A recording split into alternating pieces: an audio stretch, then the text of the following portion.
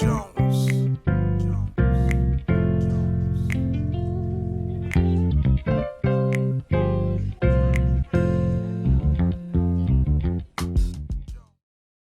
Mais bonjour à tous, c'est une joie de retrouver une fois de plus dans un moment à part pour sa parole et moi. J'espère que Dieu vous parle au travers de ces capsules.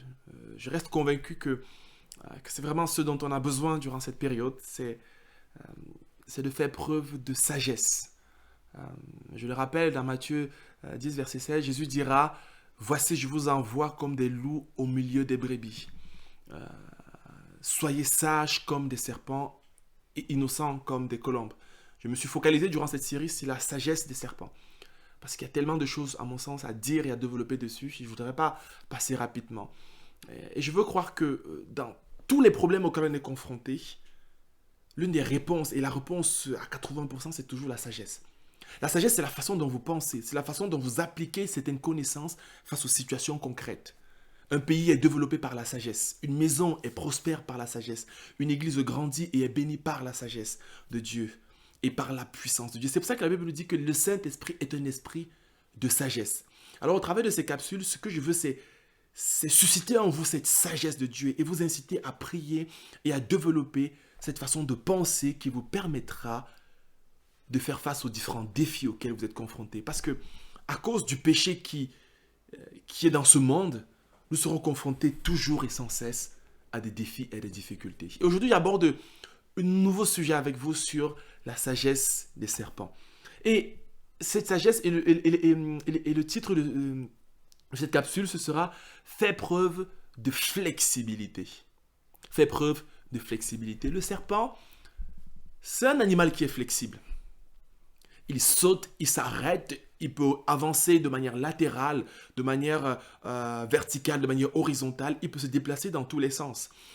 Il va être aussi flexible aussi bien dans les eaux, dans les arbres, dans la terre.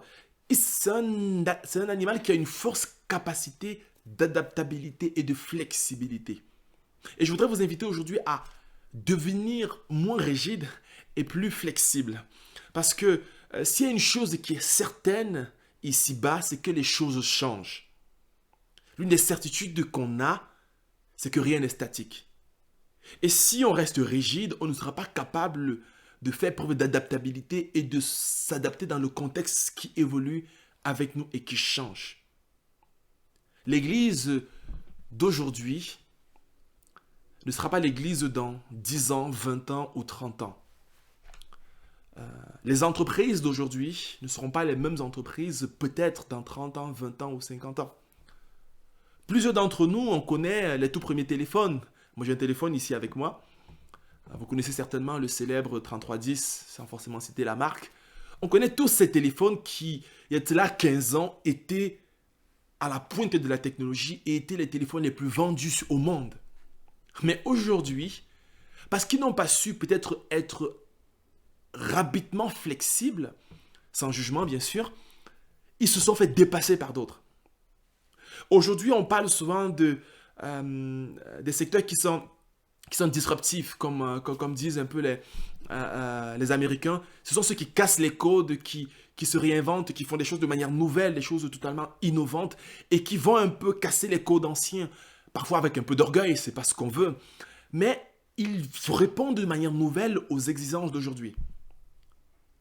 Et je me pose la question, c'est est-ce que mon fils, mon petit-fils sera capable d'être épanoui dans peut-être la façon dont je vis ma foi aujourd'hui?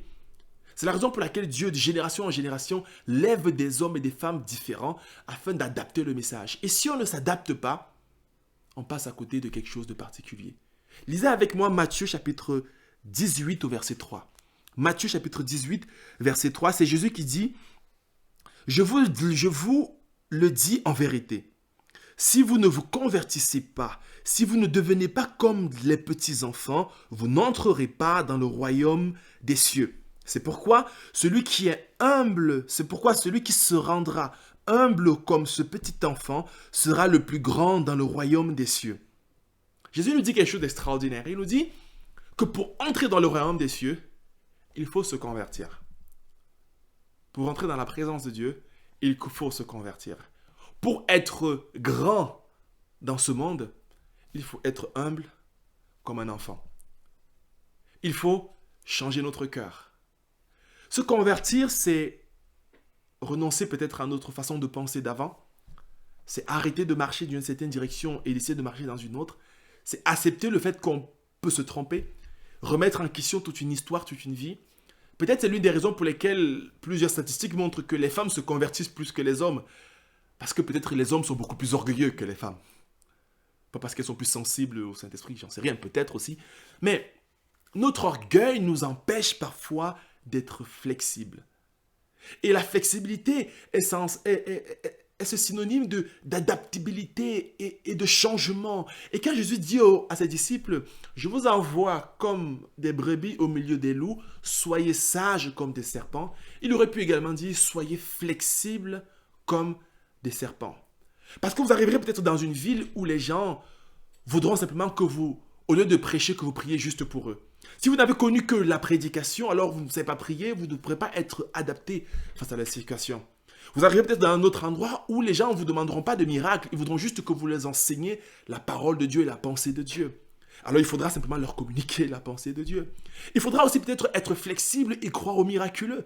Et de se dire que lorsque vous arrivez dans un endroit, peut-être vos discours et votre sagesse ne changera rien du tout en mission, mais ce sera peut-être le miracle et l'action de Dieu qui fera la différence. Peut-être vous arriverez dans un autre endroit où ce dont vous aurez besoin d'appliquer simplement l'amour et la compassion.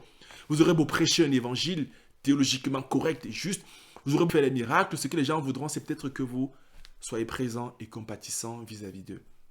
La mission divine demande de la flexibilité. Et nous sommes tous ici-bas, nous qui avons cru en Jésus, nous qui avons fait de lui notre Seigneur et notre Sauveur, nous sommes des missionnaires ici-bas. Parce que Jésus nous dira que comme le Père m'a envoyé aussi, je vous envoie. Alors si tu es chrétien, tu es un envoyé de Dieu. Et tu es envoyé parmi des loups comme une brebis. Alors Jésus t'invite à faire preuve de flexibilité. Peut-être tu as toujours dit dans ton mariage que tu n'entreras jamais à la cuisine pour faire à manger. Peut-être le jour où tu décideras peut-être de faire à manger, ton mariage va complètement changer d'atmosphère. Tu auras fait preuve de flexibilité. Peut-être tu auras toujours dit que c'est toujours moi qui apportera à manger, ma femme restera à la maison et moi je travaillerai.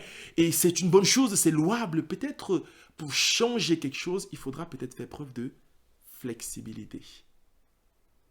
Pour être sage comme un serpent, il faut faire preuve de flexibilité, sans bien sûr se dénaturer et perdre notre substance et notre identité. Mais nous devons faire preuve, mes amis, de flexibilité. Je ne peux pas dire que je suis juste pasteur, je ne suis pas témoin ou évangéliste. Et lorsque je trouve quelqu'un un jour qui dit « J'aimerais pouvoir connaître Jésus », je dois être capable de lui présenter l'évangile en de quelques mots, en faisant preuve de flexibilité. Alors mes amis, je voudrais vous inviter à être des personnes qui sont flexibles. Peut-être je vise l'excellence tout le temps, et peut-être ce que Jésus te demandera de faire, c'est commence avec un peu, en attendant que l'excellence arrive. Fais preuve de flexibilité. Peut-être lorsque tu verras quelque chose de nouveau arriver, au lieu d'être cantonné dans ce que tu as toujours fait, ce que tu as toujours connu, fais preuve de flexibilité. La Bible nous enseigne, mes amis, comme des serpents, à être flexibles. Si nous sommes flexibles, nous pourrons vivre partout. Si nous sommes flexibles, nous pouvons vivre dans tous les contextes. Si nous pouvons être adaptables comme des serpents, nous pouvons prospérer en terrain ennemi. C'est pour ça que le serpent est capable, dans un contexte où personne ne l'aime, personne ne l'apprécie, d'être prospère et de s'épanouir. Et je crois que c'est ce que Dieu veut pour chacun d'entre nous. Dans cette saison particulière qu'on vit, soyons flexibles, soyons adaptables. Comme le serpent, faisons preuve de sagesse. Comment être flexible? Je vous donne quelques conseils pratiques, quelques éléments concrets pour pouvoir faire preuve de flexibilité, pour pouvoir se convertir. Première chose, reconnaissez souvent que vous pouvez vous tromper. Ce n'est pas un acte de faiblesse. Au contraire, c'est une qualité, c'est une force. Reconnaissez que vous pouvez tromper et changez d'idée, changez de fusil d'épaule. Essayez quelque chose, ça ne marche pas, n'ayez pas honte. Ne vous entêtez pas, changez d'approche. Reconnaissez peut-être que vous avez eu tort, c'est de l'humilité. Changez votre façon de penser. Peut-être que vous avez toujours pensé d'une certaine façon. Acceptez de nouvelles façons de penser, acceptez de nouvelles façons de voir les choses. Peut-être tu as toujours connu, peut-être, j'en sais rien, un culte qui dure 2 heures du temps.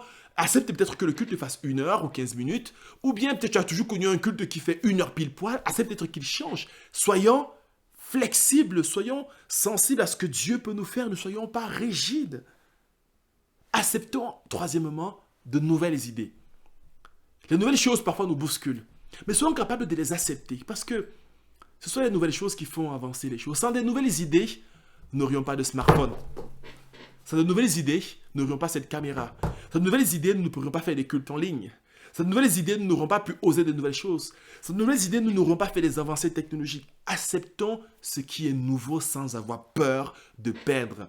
Si nous avons tout le temps le regard porté sur ce que nous allons perdre, nous allons rester statiques et nous ne verrons jamais ce que Dieu est capable de de faire avec nous. Soyons humbles comme des enfants. Changeons d'avis. Acceptons de nouvelles idées. Acceptons que certaines choses peut-être ne fonctionnent pas. Après avoir essayé après un certain temps, rendons-nous compte que peut-être ça ne marche pas. Et de dire, en fait, on s'est rendu compte que ça ne marche pas et on change d'idée. Le serpent est capable d'avancer et de s'arrêter. Alors, soyons flexibles. Comme l'apôtre Paul qui allait prêcher l'évangile dans une certaine région et que Dieu lui a dit, écoute Paul, sois flexible. Je pourrais également dire que Pierre aussi a été flexible.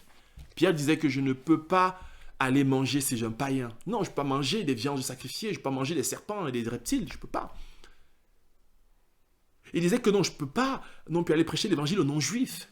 Mais par sa flexibilité, il est entré et il a vécu la puissance de Dieu. Sois flexible et tu verras la main de Dieu. Que le Seigneur te bénisse, mon ami, et surtout qu'il t'accorde la sagesse, la flexibilité nécessaire dans la saison dans laquelle tu te trouves en ce moment. Sois béni et à très bientôt.